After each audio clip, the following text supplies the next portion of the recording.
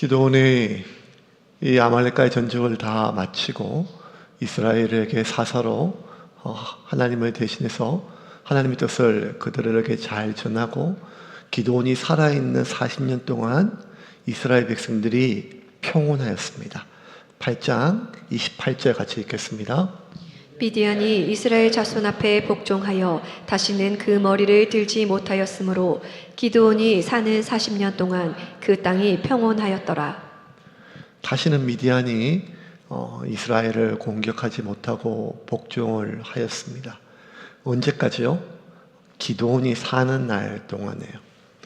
그러니까 하나님의 손에 붙잡힌 사람이 한 사람이 이렇게 중요합니다. 그 한 사람이 살아있음으로 말미암아 주변에 있는 악한 것들이 쳐들어오지를 못합니다. 한 사람이 올바로 서 있음으로 말미암아 이스라엘 온 민족이 평온하였습니다. 이들의 믿음이 좋은 것이 아니었습니다. 이스라엘 백성들은 언제든지 하나님의 은혜를 잊고 자신들의 원래 죄악의 삶으로 돌아갈 준비가 되어 있었던 사람들입니다. 그런데 기드온이 살아있는 동안에는 그렇게 하지 못했습니다. 하나님의 통로 한 명만 있으면 됩니다. 한 가정에 하나님의 통로 한 명만 있으면 됩니다. 한 교회에 하나님의 통로 한 명만 있으면 됩니다. 한 도시에, 한 나라가 그렇습니다. 그 사람 때문이 아니라 그 사람을 통로로 하나님이 그 가정을 평온하게 인도하시고 그 사람을 통로로 하나님이 그 민족을 하나님이 평온하게 보호하심을 믿으시기를 바랍니다. 그래서 여러분, 오늘 수요일 늦은 밤에 우리가 습관을 따랐던, 오늘 또 어떻게 큰 마음을 먹고 나왔던 시간에 오늘 나와서 하는 이 기도가 결코 가벼운 일이 아님을 기억하시기를 바랍니다. 한 사람의 기도가 한 가문을 살리고 한 사람의 기도가 한 교회를 바로잡습니다.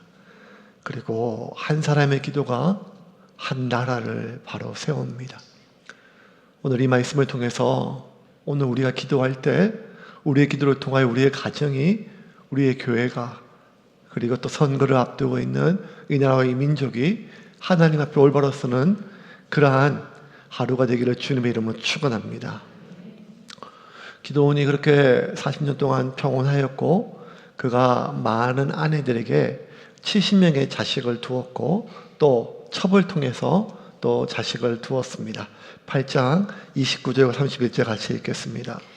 요아스의 아들 여룻바알이 돌아가서 자기 집에 거주하였는데 기드온이 아내가 많으므로 그의 몸에서 낳은 아들이 70명이었고 세겜에 있는 그의 첩도 아들을 낳았으므로 그 이름을 아비멜렉이라 하였더라. 아내가 많고 첩이 있는 것 이런 것들은 그 시대 문화니까 우리가 뭐라고 가치관을 평가를 내릴 수는 없습니다. 하지만 기드온이 살아있는 동안에는 이 70명이 그리고 기드온을 통해서 이스라엘 백성들이 하나님 앞에 잘 보존되었습니다. 근데 문제는 기드온이 죽고 나서 문제입니다. 기드온이 죽고 나서 70명의 아들이 있었고, 이 아들입니다. 또 세겜이라고 하는 곳에는 이스라엘 기드온이 있는 곳이 아닙니다. 딴 곳에 가서 첩을 통해서 아들을 하나 두었습니다. 그러니까 아내에게 아들이라 하고 또 첩의 소실인 거죠. 첩의 소실입니다. 근데 기드온이 죽고 나서 이 첩의 소실이 문제를 일으키게 됩니다. 잔인하게 이복 형제 70명을 하루에 다 죽입니다. 9장 5절입니다. 같이 읽겠습니다.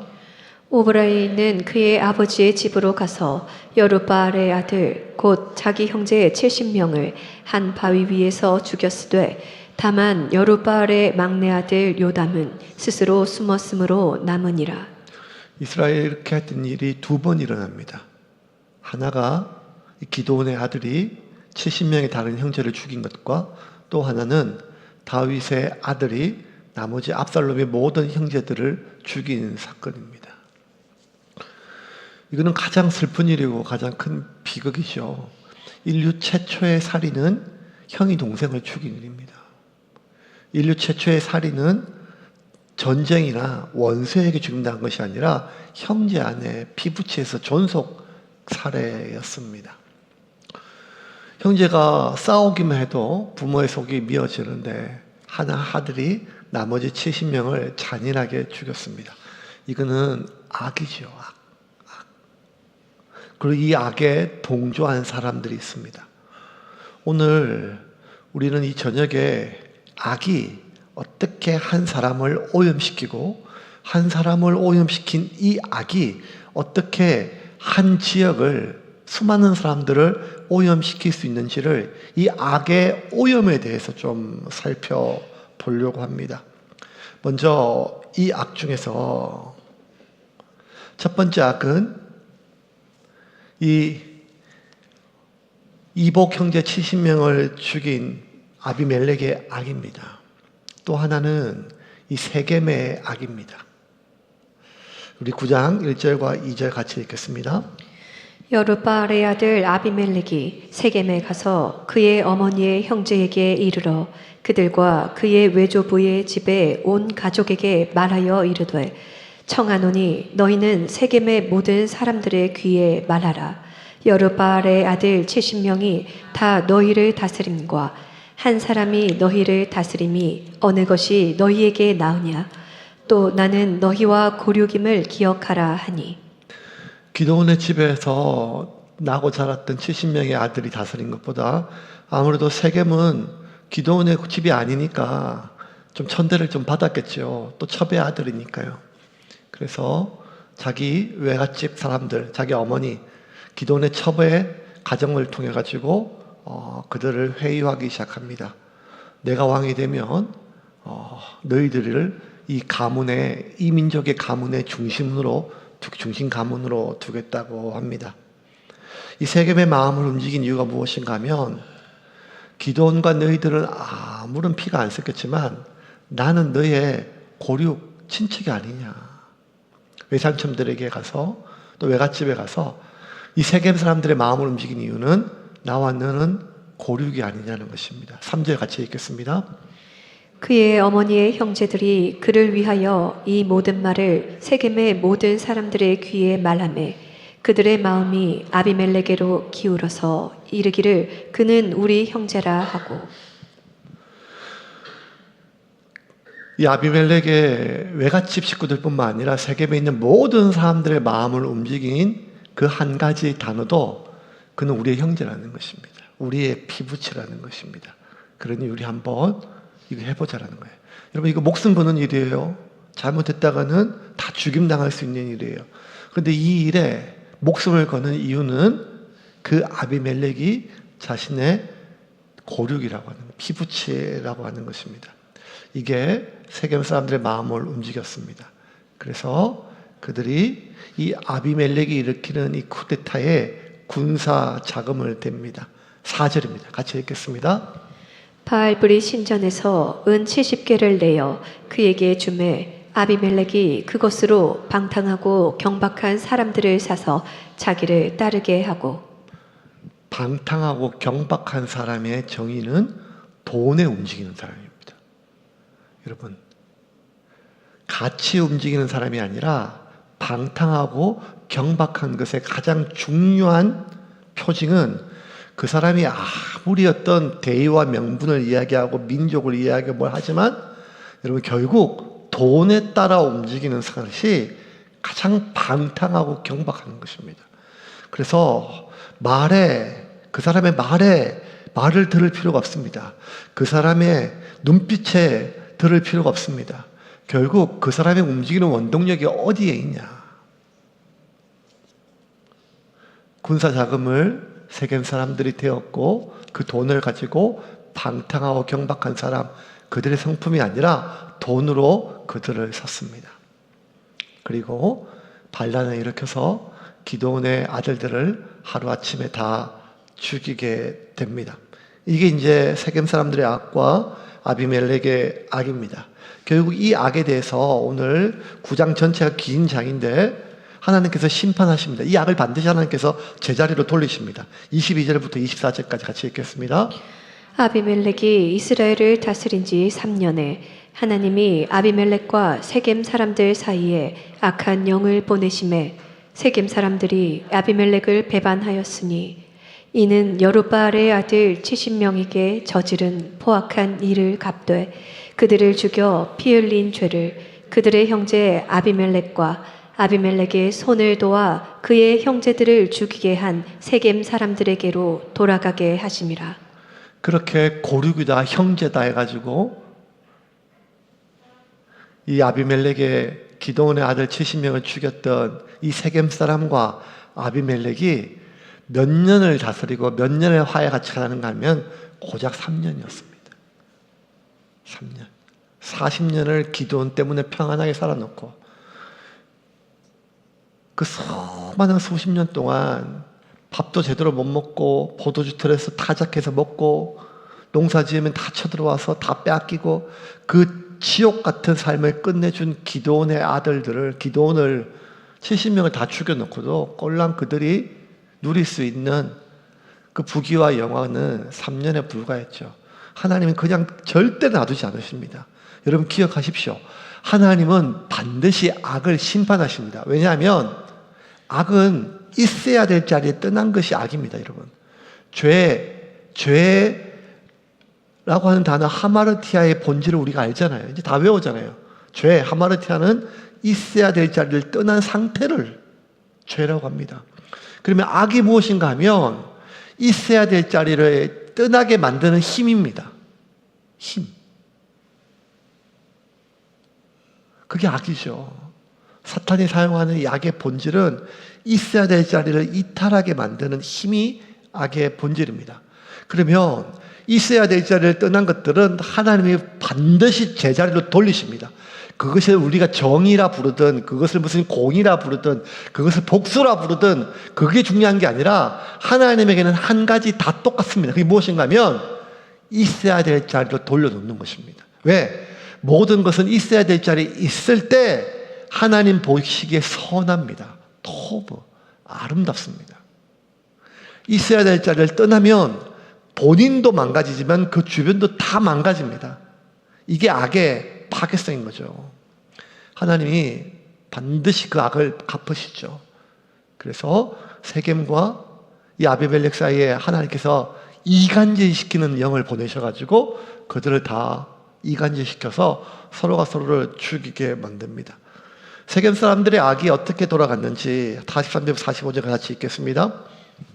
아비멜렉이 자기 백성을 세 무리로 나누어 밭에 매복시켰더니 백성이 성에서 나오는 것을 보고 일어나 그들을 치되 아비멜렉과 그때는 돌격하여 성문 입구에 서고 두 무리는 밭에 있는 자들에게 돌격하여 그들을 죽이니 아비멜렉이 그날 종일토록 그 성을 쳐서 마침내는 점령하고 거기 있는 백성을 죽이며 그 성을 헐고 소금을 뿌리니라. 하루 종일 죽였던 그 백성이 바로 세겜 자신의 고륙이라고 했던 그 사람들입니다.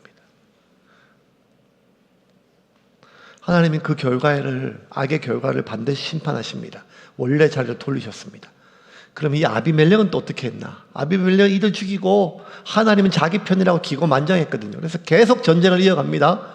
그러다가 남아있는 사람들이 망대 위에 올라갔는데 거기서 한 여자가 돌을 떨어뜨려서 맞아 죽습니다. 이스라엘 백성들은 특별히 이쪽에 고대 근동 지역에서는요, 남자가 장군이 여자의 손에 죽는 것에 대해서 가장 수치스럽게 여깁니다. 이방인의 손이나. 52절부터 54절까지 같이 읽겠습니다. 아비멜렉이 망대 앞에 이르러 공격하며 망대의 문에 가까이 나아가서 그것을 불사르려 하더니 한 여인이 맷돌 윗짝을 아비멜렉의 머리 위에 내려 던져 그의 두개골을 깨뜨리니 아비멜렉이 자기의 무기를 든 청년을 급히 불러 그에게 이르되 너는 칼을 빼어 나를 죽이라. 사람들이 나를 가리켜 이르기를 여자가 그를 죽였다 할까 하노라 하니 그 청년이 그를 찌르매 그가 죽은지라. 아비멜렉은 자기가 죽는 것보다 더 무서운 게 자기가 여자한테 죽었다는 것이 들통날까봐 그게 더 두렵습니다. 여러분, 아비멜렉이 제일 두려워하는 것은 무엇인가 하면 자기의 악이잖아요. 자기 형제들 죽인 것. 악을 통해서. 그런데도 불구하고 자신이 겨우 여자한테 죽었다는 그거 하나 숨기려고 마지막 순간까지 발악을 합니다. 악의 눈이 어두워진 사람은 자기가 가장 수치스러운 것이 무엇인지 모릅니다. 그렇게 마지막까지 그 수치를 감추려고 옆에 있는 사람 보고 자기 찔러 죽여서 죽으라고 그 틈을 거두었어요. 이걸 감추려고. 근데 어떡하죠? 하나님이 성경에 기록해가지고 못 감추겠습니다. 아비멜렉 여자에게 머리가 깨져 죽었습니다. 머리가 깨져서 죽었습니다. 결국 이 사사기 9장 전체 긴 얘기인데요. 이 마지막 결론은 뭔가 하면 하나님이 아비멜렉의 악을 그대로 갚으시고 하나님이 이 세겜의 악행을 그대로 갚으셨다는 거예요. 56절 57절 같이 읽겠습니다. 아비멜렉이 그의 형제 70명을 죽여 자기 아버지에게 행한 악행을 하나님이 이같이 갚으셨고 또 세겜 사람들의 모든 악행을 하나님이 그들의 머리에 갚으셨으니 여룻바알의 아들 요담의 저주가 그들에게 응하니라. 원수 갚는 것은 하나님께 있음을 믿으시기를 바랍니다. 하나님이 갚으세요. 우리의 억울함 때문에 우리가 간절히 기도해서가 아니라 하나님은 악을 용납하실 수가 없습니다. 있어야 될 자리를 떠난 모든 것은 하나님이 원래 제자리를 다 돌리십니다.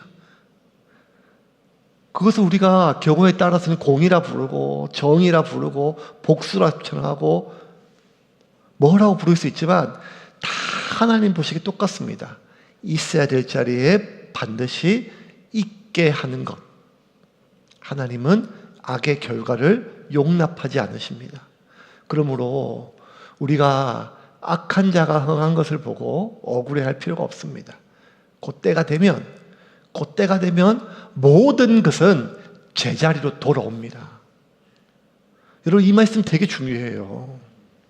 우리가 억울한 일 당하거든요. 우리가 오해를 받아요.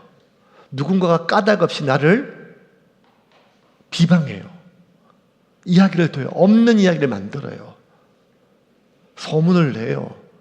억울해서 미치잖아요. 하지도 않은 일, 말하지도 않은 말, 수많은 것들을. 근데 여러분, 그냥 놔두세요. 놔두세요. 때가 되면 다 제자리로 돌아가요. 나도 내가 원래 있던 자리로 돌아가고 그 말로 악을 행한 사람도 그 악의 자리로 돌아가게 됩니다. 이거를 우리가 잊으면 억울함 때문에 못 살아요. 조급함 때문에 내가 밝히려고 해요. 아니요. 하나님이 하십니다. 왜? 하나님은 악을 용납하실 수가 없으세요. 악은 결국 있어야 될 자리로 하나님께서 되돌리십니다. 그게 하나님 보시기에 좋고 그게 선하고 그게 아름답습니다. 그런데 사탄은 창세 이후로 지금까지 에덴 동산 이후로 지금까지 끊임없이 우리를 속이고 빼앗고 죽이는 그 수단이 무엇인가 하면 있어야 될 자리를 자꾸 떠나게 합니다. 있어야 될 자리로.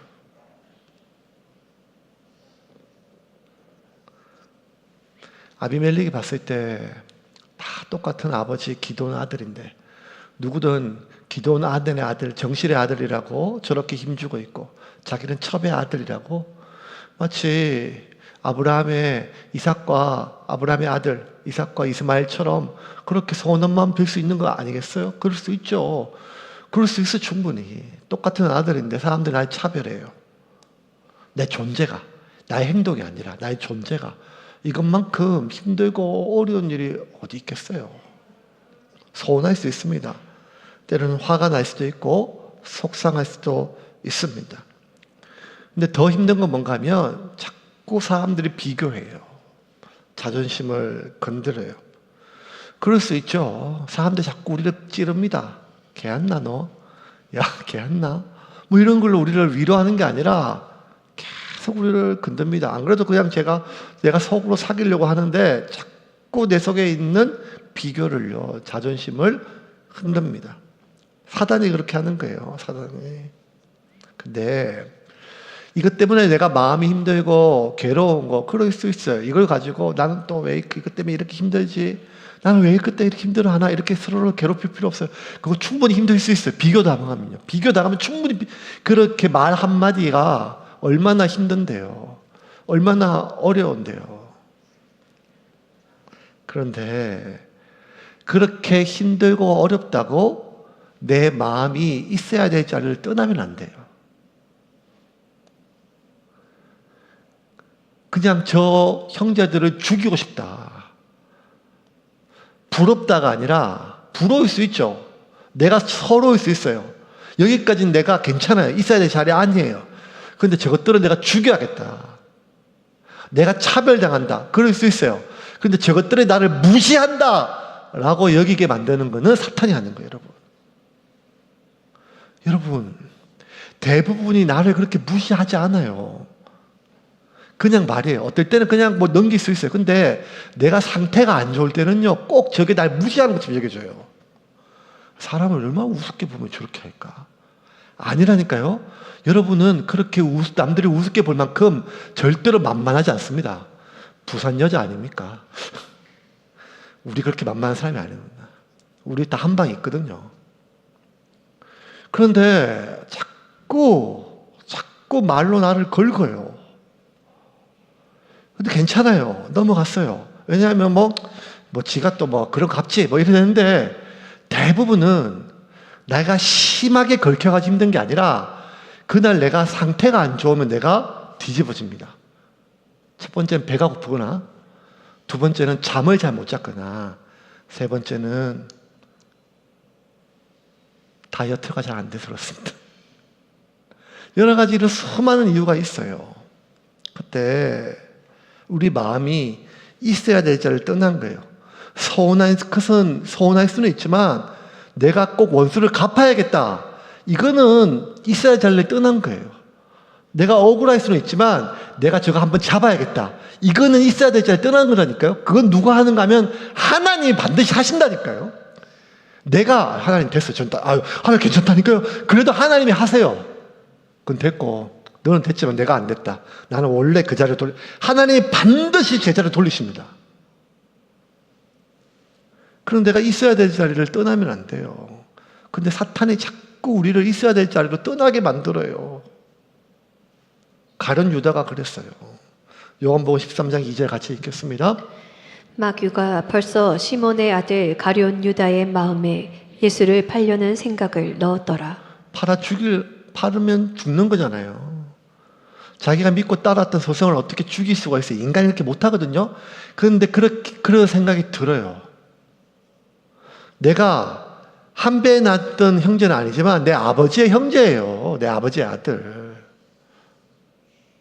그런데 어떻게 70명을 하루아침에 내가 다 죽일 수 있어요?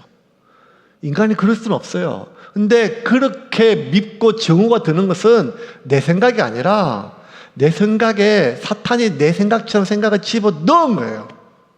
제가 오늘 끝났다. 나도 죽고 너도 죽자. 내가 나 다 끝냈다. 아무 상관없어. 나 그냥 이거 다 엎어. 이런 마음이 들 때는요, 여러분, 나도 파괴하고 그도 파괴한다는 이 모든 것을 결국 누가 제일 좋아요? 사탄이. 이 전문 용어도 아시겠어요? 일타쌍피라고. 다 제거하는 거 다 제거하는 거. 70명의 아들이 죽었을 때 딱 한 명, 요담이라는 아들이 살아남아요. 이 사람이 이 세겜 사람들이 다 이 일에 동참한 걸 알고 어떻게 우리 아버지 때문에 이 미디안 사람들의 그 수많은 압제에서 당신들이 40년 동안 평화로웠고 사람처럼 살게 되었는데 어떻게 우리 아버지한테 이럴 수 있냐? 우리 가문에 이럴 수 있냐? 그 억울한 마음에 이렇게 외칩니다. 6절과 7절 같이 읽겠습니다. 세겜의 모든 사람과 밀로 모든 족속이 모여서 세겜에 있는 상수리 나무 기둥 곁에서 아비멜렉을 왕으로 삼으니라. 사람들이 요담에게 그 일을 알림해 요담이 그리심산 꼭대기로 가서 서서 그의 목소리를 높여 그들에게 외쳐 이르되 세겜 사람들아 내 말을 들으라. 그리하여야 하나님이 너희의 말을 들으시리라. 억울해서 말을 해요. 뭘 얘기하는가 하면 나무들 이야기를 비유로 들어서 나무들이 와서 올리브 나무한테 가서 우리의 왕이 되달라 하니까 싫다 그래가지고 무화과 나무한테 가서 우리의 왕이 돼서 다스려 달라니까 그거 좋은 건데 또 무화과 또 싫다고 하니까 또 포도나무한테 가서 왕이 되라고 하니까 포도나무도 싫대요. 그러다가 아무짝에 쓸모없는, 왜냐하면 올리브, 무화과, 포도 이거는 이스라엘에서 제일 중요한 나무거든요. 아무짝에 쓸모없고 남만 찌르는 가시나무한테 가가지고 왕이 되려 하니까 신난다 해가지고 지가 왕이 돼 사람들 다 찌른다는 그 이야기예요. 자기 이제 그 아비멜렉 이야기죠. 18절부터 13절까지 우리 메시지 버전 한번 읽겠습니다. 하루는 나무들이 기름을 부어 자기들의 왕을 세우기로 했습니다. 그들은 올리브 나무에게 말했습니다. 네가 우리를 다스려라. 그러나 올리브 나무는 그들에게 말했습니다. 내가 어찌 신과 사람들을 영화롭게 하는 이 기름 내는 귀한 일을 버리고 나무들 위에서 이래라 저래라 하겠느냐. 그러자 나무들이 무화과 나무에게 말했습니다. 네가 와서 우리를 다스려라. 그러나 무화과 나무는 그들에게 말했습니다. 내가 어찌 군침 도는 단 과일을 내는 귀한 일을 버리고 나무들 위에서 이래라 저래라 하겠느냐. 그러자 나무들이 포도나무에게 갔습니다. 네가 와서 우리를 다스려라. 그러나 포도나무는 그들에게 말했습니다. 내가 어찌 신과 사람들을 기쁘게 하는 포도주를 내는 귀한 일을 버리고 나무들 위에서 이래라 저래라 하겠느냐. 여러분, 여기서 기드온이 원래 미디안 족속을 물리쳤을 때 이스라엘 모든 사람들이 와가지고 기드온에게 당신과 당신의 아들, 당신의 손자가 우리를 다스려 달라고 왕이 되어라고 얘기했을 때 기드온이 뭐라 했는가 하면 나와 내 아들들은 당신들을 다스리지 않겠다. 하나님이 당신들을 지키시고 보호할 것이다. 기드온은 자기가 있어야 될 자리를 알았어요. 있어야 될 자리를. 그게 지혜인 거예요. 지혜. 근데 가시나무는 천지도 모르고 지가 왕이 되고자 하죠. 그래서 중요한 게 올리브 나무도 그렇고 무화과 나무도 그렇고, 여러분, 내가 포도나무 가지고 포도주 만드는 것보다 왕이 되는 게 더 좋은 거 아니겠어요? 무화과도 마찬가지예요. 올리브도 기름 짜는 것보다 참기름집 사장 될래요? 아니면 왕이 될래요? 그러니까 왕이 되는 거는 귀한 일이에요. 좋은 일이에요. 신나는 일이에요. 재미있는 일이에요. 왜냐하면 사람들이 그렇게, 물론 여러분 중에서는 뭐 내가 억만금을 줘도 대통령 되기 싫다, 또 감옥 갈 수 있으니까 뭐 이렇게 얘기할 수 있겠지만, 모든 사람들이 선거철만 되면 지금 막 여러분 지금도 얼마나 막 보면 막 진짜 대통령이 아니라 그 뭐 그렇게 보면 안 됐지만 우리가 구의원이 뭐 하는 건지 잘 모르잖아요. 시의원이 뭐 하는지도 모르고. 그런데 가면 막 엄청나게 피켓을 들고 막 절을 하고 막 해요. 그러니까 뭐든지 높아지는 것은 사람의 본성이에요. 인정받고 싶지요. 남들이 나에게 인사하는 것보다 인사받고 싶은 게 사람 마음입니다. 그 왕이 되는 거 귀하고, 아니 정말 사람들이 가장 재미있는 일로, 가장 신나는 일로, 가장 높은 일로 높아지는 것으로 여겨요. 이 유혹을 어떻게 이길까요? 있어야 될 자리를 떠나는 것이, 사탄이 끊임없이 우리에게 유혹할 때 뭘로 하는가 하면 보암직스럽고 먹음직스러운 걸로 항상 얘기를 해요. 이 유혹을 우리가 어떻게 이길까요? 오늘 그 핵심을 성경은 단 하나로 얘기해요. 내가 그것을 내 자리를, 내 분수를 알고 내 자신을 알기 때문에 그거 나 감당할 수 없다. 이런 겸손함, 그것으로 이길 수 없다는 거예요. 그거 너무너무 신나는 일인데, 그거 너무너무 재밌는 일인데 나는 그거 하나님 보시기에 내가 미안하고 두려우니까 나 포기할래. 이게 아니에요. 하고 싶은데 참는 게 아니에요. 오늘 이 본문에 중요한 일이 하나 있습니다. 방금 구절을 한 번 더 읽을 건데요. 이 올리브 나무와 포도나무와 무화과 나무가 그 왕이 되고자 하는 그 유혹을, 그 보암직스럽고 먹음직스러운 것을, 자기 자리를 이탈하는 그 강력한 유혹을 어떻게 이겼는가 하면 단 한마디, 나의 이 귀한 일을 포기할 수 없다는 거예요. 다시 한번 읽어볼게요. 같이 읽겠습니다. 하루는 나무들이 기름을 부어 자기들의 왕을 세우기로 했습니다. 그들은 올리브 나무에게 말했습니다. 네가 우리를 다스려라. 그러나 올리브 나무는 그들에게 말했습니다. 내가 어찌 신과 사람들을 영화롭게 하는 이 기름 내는 귀한 일을 버리고 나무들 위에서 이래라 저래라 하겠느냐. 그러자 나무들이 무화과 나무에게 말했습니다. 내가 와서 우리를 다스려라. 그러나 무화과 나무는 그들에게 말했습니다. 내가 어찌 군침 도는 단 과일을 내는 귀한 일을 버리고 나무들 위에서 이래라 저래라 하겠느냐. 그러자 나무들이 포도나무에게 갔습니다. 내가 와서 우리를 다스려라. 그러나 포도나무는 그들에게 말했습니다. 내가 어찌 신과 사람들을 기쁘게 하는 포도주를 내는 귀한 일을 버리고 나무들 위에서 이래라 저래라 하겠느냐. 귀한 일이란 거예요. 처음에 있는 8절 다시 한번 띄워줄까요? 8절. 9절에 보면 올리브 나무는 그들에게 말했습니다.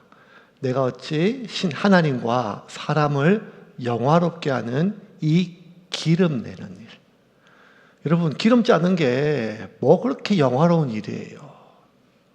그런데 올리브는 그게 가장 하나님을 영화롭게 만드는 일이에요. 남들이 봤을 때는 기름 짜는 일이 그냥 기름 짜는 일이에요. 기름이에요. 그래봤자 기름이에요. 그런데 그게 남들한테 모르겠지만 올리브한테는 그게 가장 하나님과 사람을 영화롭게, 영광스럽게 만드는 일이란 말이에요. 왜? 올리브는 그게 자기가 있어야 될 자리니까요. 뭐가 귀한 일인가 하면 자기가 있어야 될 자리에 있는 게 가장 귀한 거예요. 머리가 될지언정 꼬리가 되지 않고 꼬리에서 머리로 올라가는 게 귀하게 되는 게 아니고 모든 것은 하나님께서 그 사람의 각각 은사와 그 사람의 존재에서 그 사람의 소명을 주셨고 그 사람이 있어야 될 자리를 우리에게 주셨어요. 우리끼리는 높고 낮음이 있어요. 우리끼리는 귀하고 천함이 있어요. 말이 직업에 귀천이 없다 하지만 아니잖아요. 우리가 알잖아요. 우리끼리는 얼마나 귀천이 많아요. 근데 그게 아니라는 거예요. 그냥 내가 하나님이 내게 주신 그 일, 남들이 천히 여길 수도 있고 남이 하찮게 여길 수도 있지만 내가 나를 봐도 이게 뭐 그렇게 대단하겠냐 싶지만 내가 있어야 될 자리에 그 일에 있는 것이요 가장 영화로운 거예요. 그래서 여러분 주일날 순서 돌아와서 밥하는 게요 설교 준비하고 목사가 설교하는 것만큼 영화로운 일임을 믿으시길 바랍니다. 적어도 세운교회는 밥이 설교만큼 중요하거든요. 청소도 마찬가지예요. 교사나 순장이나 순원이나 청소나 교회 안에 교회가 어떻게 그냥 돌아가겠어요, 여러분. 우리가 주일날 아이들까지 합치면 200한 40명 이렇게 옵니다. 우리 안에 교정 안에 지금 300명 좀 넘게 있는데 그 많은 사람들이 여러분 결국 몇 명 안 돌아가요, 몇 명. 제가 보니까 한 20, 30명 정도가 맨날 교회 와서 썰고 닦고 화장실 청소하고 뭐하고. 그런데 여러분 그게 어떤 일이든지 간에 그게 교회 일이라서 더 귀하고 집에 일이라서 덜 귀하고 이게 아니라 자기가 있는 그 자리에서 이게 귀한 일로 여기고 그 말을 더 다른 말로 얘기하면 족한 줄로 알고 이 일이 하나님을 가장 영화롭게 하는 일로 내가 받아들일 때 우리는 그 어떠한 보암직스럽고 먹음직스러운 일로부터 우리를 지킬 수 있음을 믿으시기를 바랍니다. 세상은 끊임없이 우리를 비교하게 만든다니까요. 여러분 얼마나 비교하게 만드는데요. 매일매일 우리는 이 세상 속의 비교의 세상에서 끊임없이 내가 가만히 있어도 끊임없이 비교로 만들어요. 그 가운데 내가 나를 지키기 위해서는 내가 이 유혹에서 이기려고 위해서 귀 막고 눈 막고 그냥 이게 아니라 내가 하고 있는 이것이 얼마나 귀한 일인지를 날마다 하나님과 사람 앞에서 확인받아야 돼요. 우리가 그런 일을 하는 거죠. 서로가 서로에게. 그럴 때 하나님께서 저와 여러분을 통하여 영광 받으실 줄 믿으시기를 바랍니다. 그러면 세겜이 놓친 것은 뭘까요? 아비멜렉이 놓친 것은 이 한 가지입니다. 내가 있어야 될 자리가 귀한 걸로 모르는 거였어요. 왕이 돼야 정실의 부인은 귀하고 첩의 자리는 귀하지 않고, 사람들이 그렇게 계속 불러도 하나님이 나를 이렇게 태어나실 소명이 있을 것이라는 것을 붙잡았어야 되는데, 내가 있어야 될 자리를 귀하게 여기지 않고 천하게 여기면 반드시 있어야 될 자리를 떠나게 됩니다. 그 결과 어떻게 되는가 하면 아비멜렉 본인도 비참하게 죽었지만 세겜에 온 사람들이 다 죽었잖아요. 세겜에 놓친 것이 뭘까요? 아비멜렉이 세겜 사람들 꼬실 때 제일 먼저 얘기한 것이, 당신과 우리는 고륙이 친척이랑 핏줄이란 거였죠. 2절 같이 다시 읽겠습니다. 2절입니다. 청하더니 너희는 세겜의 모든 사람들의 귀에 말하라. 여룹바알의 아들 70명이 다 너희를 다스림과 한 사람이 너희를 다스림이 어느 것이 너희에게 나으냐. 또 나는 너희와 고륙임을 기억하라 하니. 자, 뭘 기억하라 그랬어요? 너희와 고륙. 이걸 기억하라는 거예요. 그래, 핏줄이다. 이걸 기억했어요, 세겜은. 세겜 사람들이 넘어간 이유들도, 모든 사람들이 넘어간 이유도 결국 그와 우리는 형제라는 거예요. 3절 같이 읽겠습니다. 그의 어머니의 형제들이 그를 위하여 이 모든 말을 세겜의 모든 사람들의 귀에 말하매 그들의 마음이 아비멜렉에게로 기울어서 이르기를 그는 우리 형제라 하고.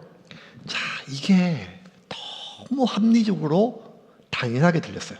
그래, 결국 믿을 건 핏줄밖에 없지. 핏줄이 우리를 지켜줄 거 아니야. 핏줄이 끝까지 핏줄이 우리를 지켜준다는 거예요. 그래서 이걸 꼭 기억했어요, 이 사람들이. 근데 여러분, 세겜 사람들이 기억해야 될 게 뭔가 하면 핏줄이 나를 지켜준 게 아니었다는 거예요.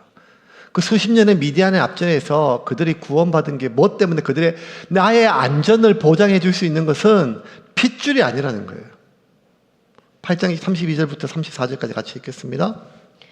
요아스의 아들 기드온이 나이가 많아 죽음에 아비에셀 사람의 오브라에 있는 그의 아버지 요아스의 묘실에 장사되었더라. 기드온이 이미 죽음에 이스라엘 자손이 돌아서서 바알들을 따라가 음행하였으며 또 바알 브릿을 자기들의 신으로 삼고 이스라엘 자손이 주위의 모든 원수들의 손에서 자기들을 건져내신 여호와 자기들의 하나님을 기억하지 아니하며. 모든 원수들의 손에서 자기들을 건져내고 지켜주고 자신들의 안전을 지켜준 게 누구예요? 하나님이에요. 고륙이 아니라. 근데 기억할 건 이건데, 고륙이 우리 핏줄이 나를 지켜준다는 걸 기억했어요. 붙잡았어요. 그리고 기드온 가문에 그들에게 베푼 은혜를 그들은 기억했어야 돼요. 기드온 사람들에게, 기드온의 가문의 아들들 70명을 이렇게 한꺼번에 죽여서는 안 돼요. 8장 35절 같이 읽겠습니다. 또 여룻바알이라 하는 기드온이 이스라엘에 베푼 모든 은혜를 따라 그의 집을 후대하지도 아니하였더라. 이제 말씀을 정리하겠습니다. 오늘 우리는 한 사람이 어떻게 있어야 될 자리를 떠나 그 사람이 파멸되고 그 사람 주변이 다 망가지는지를 살펴보았습니다. 악은 반드시 주변을 파괴하고 주변을 오염시킵니다. 우리가 기억해야 될 것은 핏줄이 나의 안전을 지켜주는 게 아닙니다. 우리가 기억해야 될 것은 그 사람과의 의리가 나를 지켜주는 것이 아닙니다. 피로 맹세한 게 3년을 못 간다니까요. 돈이 나를 지켜주는 것도 아니죠. 하나님이 나를 지켜줍니다. 하나님이 나를 지금까지 살게 하셨습니다. 그래서 우리가 기억해야 될 것은 무엇인가 하면, 그래, 풀은 마르고 꽃은 시들지만 그 하나님 말씀만이 영원히 변함이 없고, 그 어떠한 사람의 맹세도 그 어떠한 의리도 결국 얼마 안 되는 한 줌의 이익에 따라 움직이는 것이 인간의 마음인데, 내가 누군가에게 기대거나 그 무엇에 내 자신의 안전을 맡기는 것이 아니라 오직 하나님을 나의 도움으로 삼고 하나님께 나의 소망을 두는 자만이 복이 있음을 기억해야 돼요. 그래서 시편 기자는 146편 5절에 이렇게 제가 읽을게요. 야곱의 하나님을 자기의 도움으로 삼으며 여호와 자기 하나님에게 자기의 소망을 두는 자는 복이 있도다. 뭐가 그리스도인입니까? 뭐가 하나님의 사람입니까? 하나님의 사람이 있어야 될 자리는 무엇인가 하면 하나님의 사람은 하나님을 자기의 도움으로 삼는 사람이에요. 그게 자기 있어야 될 자리예요. 하나님의 사람은 다른 어떤 것이 아니라 하나님께 자기의 소망을 두는 거예요. 왜냐하면 모든 것은 변하고 모든 것은 사라지지만 하나님의 성실하심은 여전히 변화가 없기 때문입니다. 그러므로 사랑하는 여러분, 우리가 있어야 될 자리를 지키기를 주님의 이름으로 축원합니다.